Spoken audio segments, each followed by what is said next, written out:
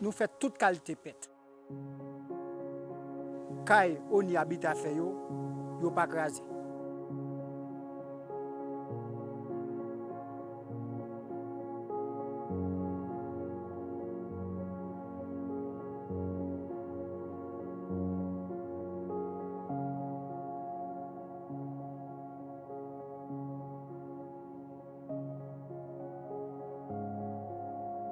Eh bien, quand il est en forme, je ne pas faire.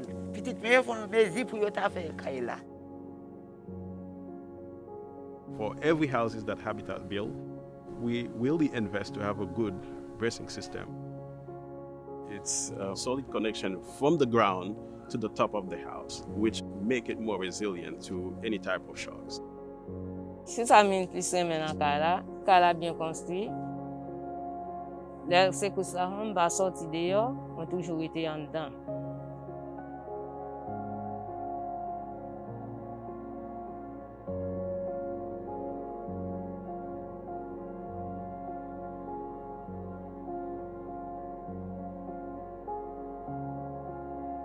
Nous laissons tout ça pour moi. Moi, je viens chaudière là-dedans, pelle, près là, et mon sticker. C'est ça qui vient remonter.